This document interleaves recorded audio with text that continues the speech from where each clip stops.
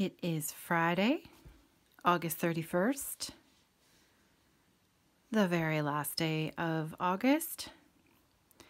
And I don't know about you, but for me, fall officially starts on September 1st, no matter what it says on the calendar. Once the calendar flips over to September, I am all about fall, the colors, the flavors, the textures, because it's bringing me one step closer to winter, which is my favorite. I had to wait to record a little bit today because there were a lot of sea-doos zipping past outside, playing around. It was quite noisy for a little bit, so they may come back through. We may hear them again. I can hear some boats out there now.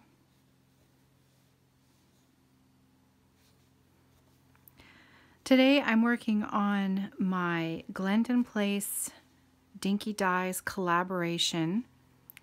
This was a special edition mini kit that was put out in 2013. Here's the back of the chart. Oh, actually, that's not a boat. That's a float plane. They tend to buzz right overhead. Yesterday we had one flying a little low. I think he was showing off. So, mixed berry cheesecake. This is like I said, it was a special edition mini kit.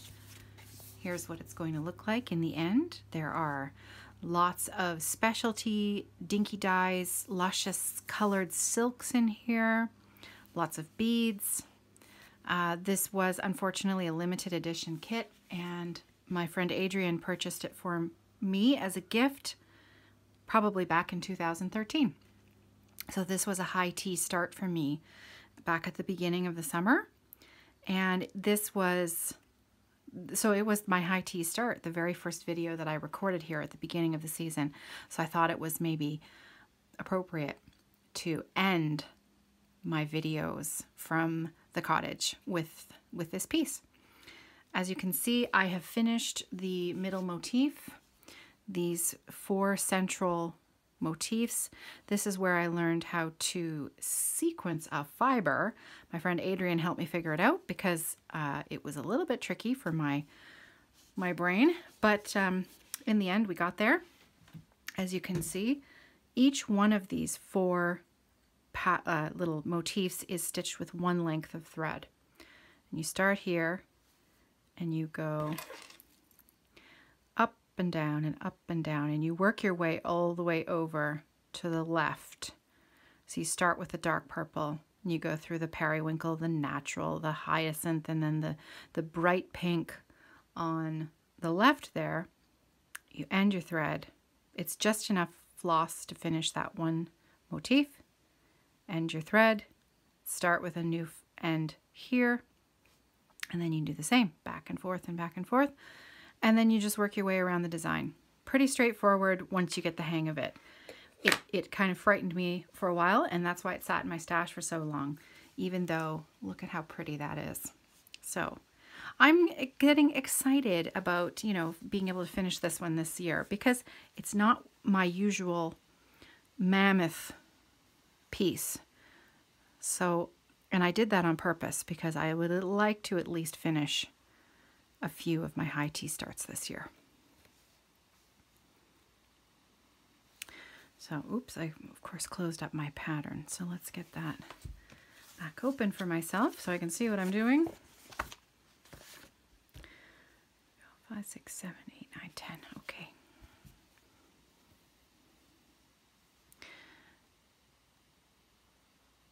So I'm wondering what you're working on while you stitch with me today. Is it something new? Maybe it's your high tea start that we just chose last Sunday. Or maybe it's a whip that you've been working on for years and years and years, and you're hoping to see a finish. I would definitely like to have a few more finishes myself before the end of the year. That's the goal. I've been spending a lot of time thinking about how I want to FFO my windmill. Normally I would save this to talk about on Monday FlossTube update, but I'm not going to be recording another Monday episode until the following week because Monday's a holiday and I'm going to be getting the kids ready to go back to school. So, Ginger Gerald's windmill design, let me just count here. 1, 2, 3, 4, 5, 6, 7, 8, 9, 10. Oops. All right, I have 2 stitches too many. So let's pull those out.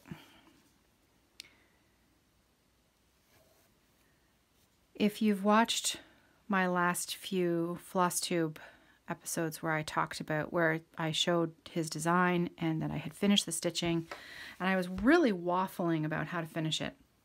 First I was going to do a bag finish, then I was going to do a box bag finish, then I was going to make it into a bookmark, and I have gone back to the box bag idea.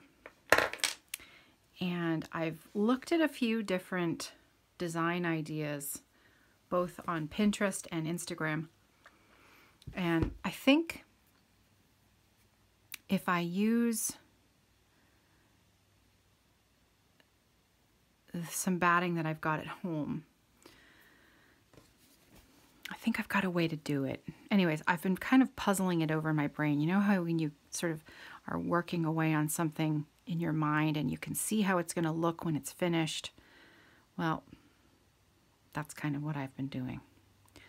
1, 2, 3, 4, 5, 6, 7, 8, 9, 10. There we go. Let's double check the pattern. 5, 6, 7, 8, 9, 10. Okay, we are good to go. Go back. 3. That is a boat. If you can hear that. That sounds like a big one. We do see some rather large boats go through here.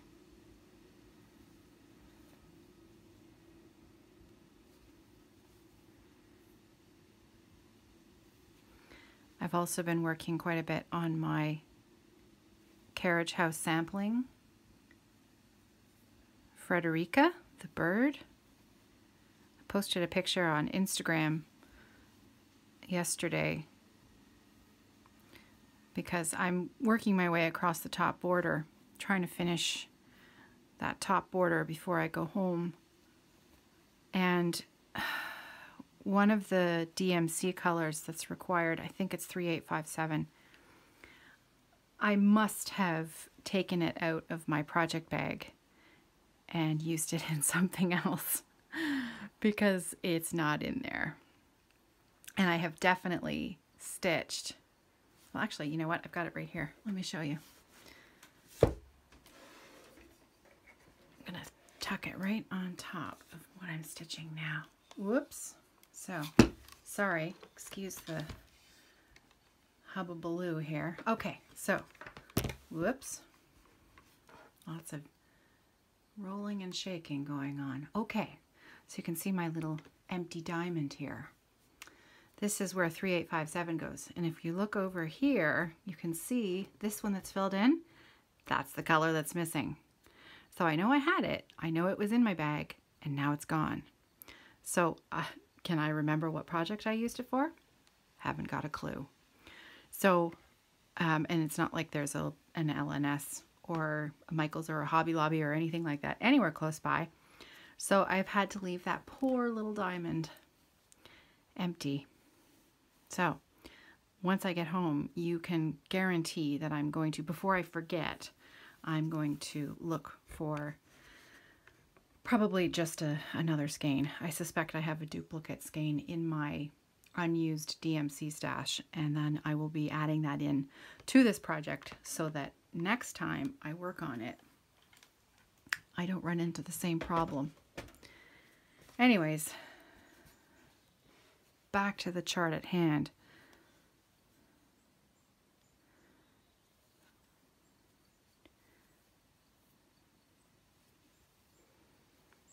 update on the mother bear and cub situation. Cubs, as there are two.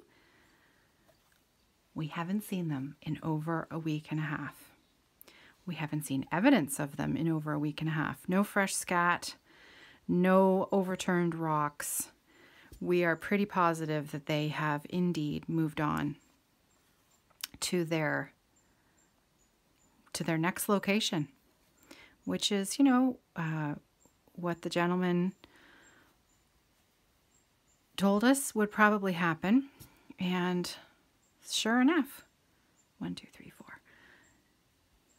No more evidence of the bear. So there you go. That's it. That's the only update I have, because there really isn't much of one. Still seeing the beaver.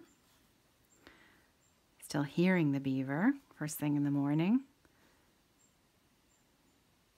Studiously beavering away.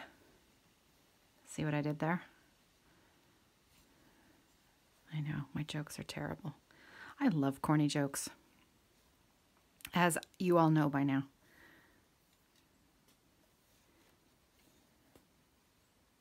Hard to believe this is already the last Friday that I will be here for the few months that I live here in the summer. Time to pack up, which is never, ever as much fun as packing to come up here. Packing to go home is a chore that I put off until the bitter end. I also don't take everything home that I bring up with me, because I know that we will be coming back for the odd weekend. My husband comes up far more frequently than I do once the school year starts up. And I can either direct him to where the things are that I need him to bring home, or, if there, I'm sure I won't leave anything urgent behind. And then when I come back up, I can simply pack it up then and bring it home with me. I try to leave as much here over the winter as I can. If it's a project that I know I won't work on in the next 6 weeks, then I leave it here. Oh, this one goes here.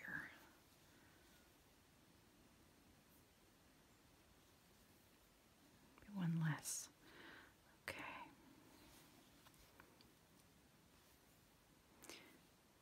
I'm sure there are other lovers of fall listening to me today, visiting with me today. It's a very popular time of year. The air has started to change up here. Oh, thank heavens. We had another week-long bout of high temperatures and humidity, and it was just very sticky and lots of swimming going on. And then one morning we woke up and Sarah said, "It's cold in here." And I rubbed my hands together and I said, "I know, it's glorious." That's really when I thrive, is when it cools down and when it gets cold. That's just my favorite time of the year. So October through, let's say, the beginning of May, even April. That's just the best, the very best. The summer, I like being here, so I can't complain. But my favorite temperature and weather happens during the rest of the year. Because before we know it, and I know that everybody's going to groan, it will be time for snow. And I love snow. No idea yet what kind of winter we're going to have, obviously. Weather forecasters can make their best guess and prediction, but We'll never know until we know. But I love having a white Christmas, so fingers crossed. Listen to me. It's not even September 1st, and I'm already talking about a white Christmas. Okay. Sorry, guys. I'll change gears. We can talk about fall first. How about that? So my favorite things in the fall are probably some of your favorite things as well. Apples. Apple harvest. Making applesauce. One of my kids' favorite things to eat. I make a homemade applesauce. I go to the orchard that's right up the street, or I have apples that I get from Kathy, my sister-in-law. Her grandparents started a fruit farm, which her grandmother still runs, and her mom. They live there, and I will get apples from them, or I will get apples from the orchard that is just down the street from us. Well, I mean down the street. It's up the highway in London, called Crunacan Orchards, and I'll buy an enormous bushel of seconds. So those are apples that are slightly bruised or not quite perfect, and they're very inexpensive. And I'll take them home, wash them all, peel them all, and then I chop them up into, rough chop, and then I stick them in the crock pot. No water, no anything else except for some cinnamon. So I fill the crock pot with the apple pieces, sprinkle it liberally with cinnamon, and then I let it cook on low until the apples have completely cooked down and you can mash them all up. And that's it. No sugar, nothing else added, no water, just apples and cinnamon cooked slowly for at least 6 hours. 6 to 8 hours. 8 hours is better. Cook them down, and that's it. Delicious. I'll do something similar tomorrow morning, because tomorrow morning is my 3rd annual pancake breakfast. And I started doing this, obviously, 3 years ago as a way to... Actually, I don't think the first one that we did was at the end of summer. I think it was in the middle of the summer. But last year and this year are both happening Labor Day weekend.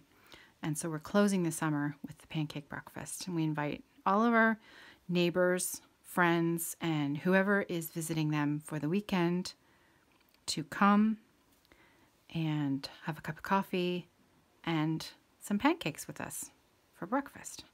So around 10 a.m. So more like brunch breakfast. And I'll make sort of an apple sauce type thing. I will put a little bit of sugar in those ones, because when you're cooking them a little faster, it helps them melt down and caramelize a little bit better. And I just do those ones in a pan.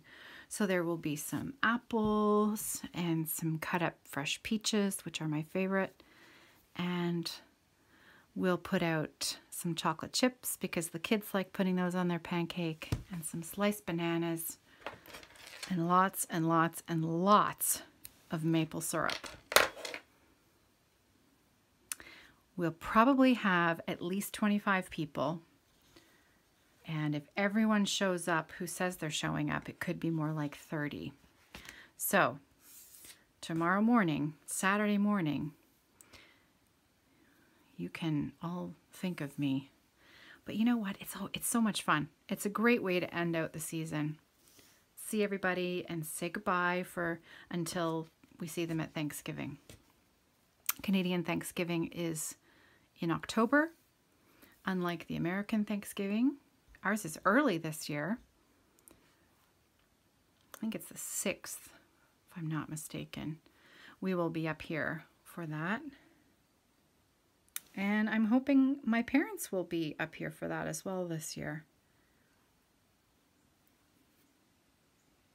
It is not our turn to host Thanksgiving this year, which is always kind of nice, unless the weather's bad. If the weather is bad, sometimes, you know, boating to the neighbor's house for Thanksgiving can get a little dicey. Let's see. We'll go with same direction. Oh, you know what I did? I went the wrong way. So, as you can see, I've got a little end that I've just pulled out by accident with my Bargello tuck. So what I'm going to do is I'm going to take this opportunity to tack that down while I'm back here.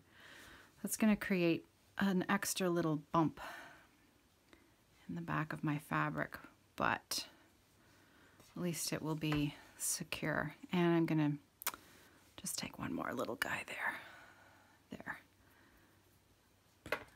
and just tidy up. And there. Okay. So where am I? 4,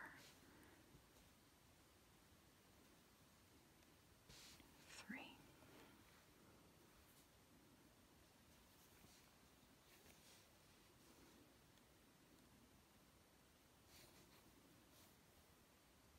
I wanted to say thank you. Thank you so much to everyone who purchased a kit from the Etsy shop, Evertote. I put together a kit this summer along with Ginger Gerald and Victorian Motto sampler threads to do some hand-dyed cotton thread, and Ginger Gerald designed a pattern that has the most beautiful heron on it and wild blueberries and memories of my summer. And I think I have 13 kits left out of the 50 that I offered. These were pre-order, and I have 13 left. And I was blown away by the response, and I appreciate it so much. To the best of my knowledge, Ginger Gerald recorded a stitch with me while he was working on the model, the sample of his design, and I think that he is going to post that tomorrow morning. His pattern is an exclusive pattern only being sold with the kit until the kits are gone. And then once the kits are gone, he is going to offer that pattern on his Etsy site. So I'm going to start stitching that as soon as I get home and have Nancy's beautiful threads in my hot little hands. And if anyone is interested in doing a stitch along with me of Gerald's pattern, I'd love to have you join in.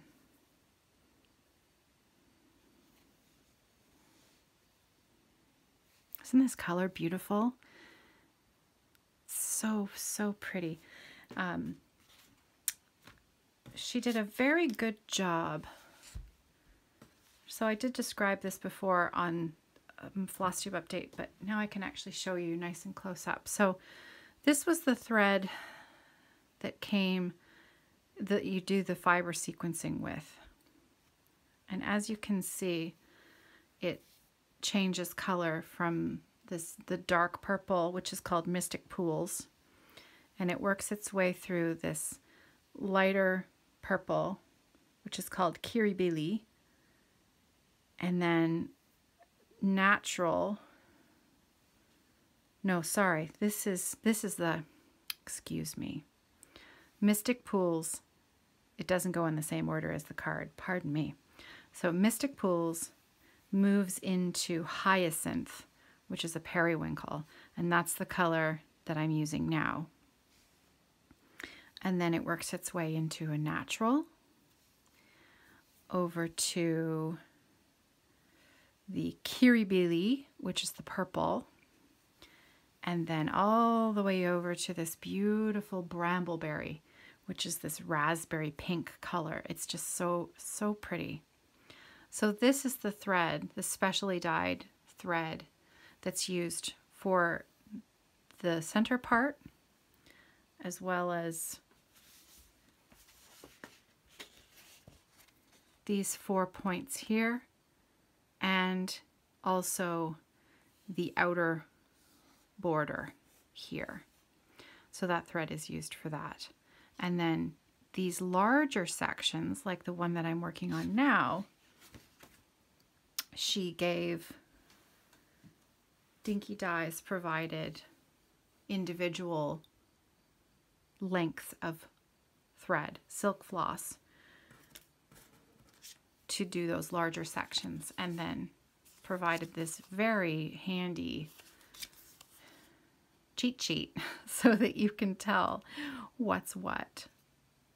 So it was a very well put together kit, and I'm not sure that the color is being picked up quite well enough in the camera, but I'm hoping you can see it. The fabric itself is the most beautiful soft pink. It's like that ballet pink, you know, a pair of well-worn, old-fashioned ballet shoes that, you know, imagine a young girl has had on her feet for an entire year of ballet lessons, and that sort of worn, soft pink color. That's the color of this fabric, and it's absolutely perfect for this design. I know that it's not being sold anymore, seeing that it was a limited edition back from 2013, but I suspect there's a few people with this in their stash. Teresa, I think you have it in your stash, and I hope that you're brave enough to start this soon. I've also heard of people getting lucky on eBay and finding a kit on eBay. So who knows? Maybe there's more out there that we can spread across the stitching world so that people can enjoy them as well. Okay, and this line is going to go all the way over until 1, 2, 3 away from the purple. So let's see how far we go.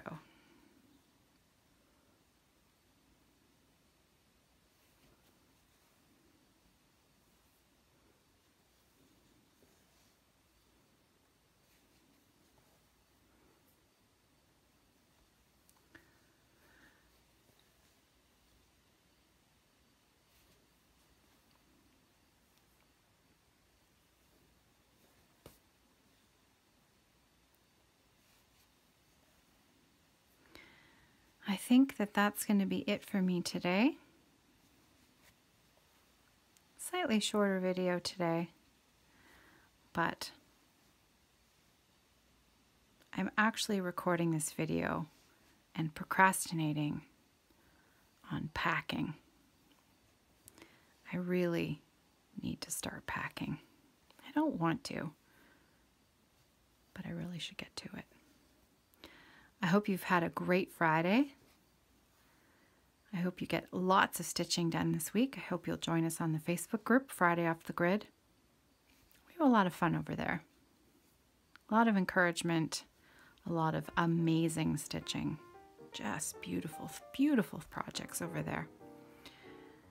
And I will see you in a week.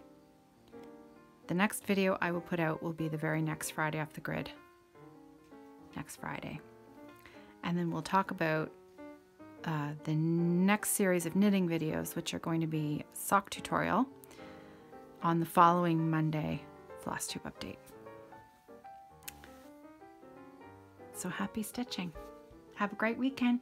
Next time I see you, I'll be back on the mainland. Take care. Happy stitching.